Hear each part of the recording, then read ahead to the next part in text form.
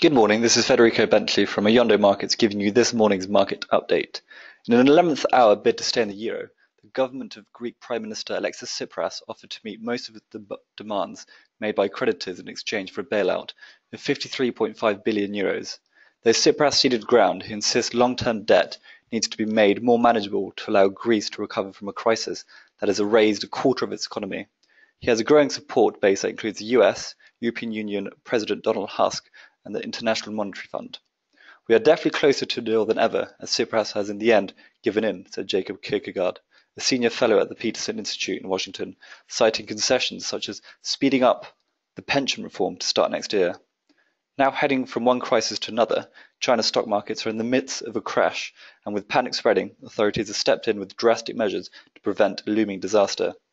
Over the last 12 months, the Shanghai Composite soared around 180% in a spectacular bull run, which came to an abrupt end mid-June.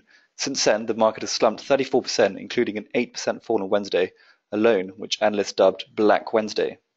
A decline of 20% is classed as a bear market, so this near doubling has caused chaos as investors rush to limit their losses and sell out of shares before prices fall even further. In a bid to calm the market, measures to prevent selling and encourage buying have been put in place. Chinese authorities have banned anyone holding 5% of a company's stock from selling out for the next 6 months, an extraordinary rule which illustrates how desperate the situation has become.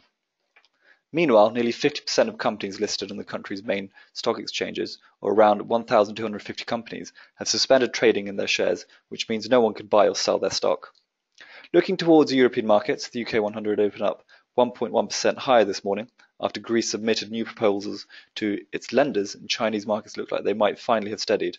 Currently trading up almost 10 points from its open. The Germany 30 rolling is up 35 points from its open, whilst the France 40 rolling is up 42 points in trading. Markets were cheered as Greece submitted their reform plan last night, thought to contain concessions on taxes and pensions as the country rushes to strike a deal with its creditors. The 28 EU leaders will be meeting to decide whether Greece should be granted a third bailout at an emergency summit this Sunday.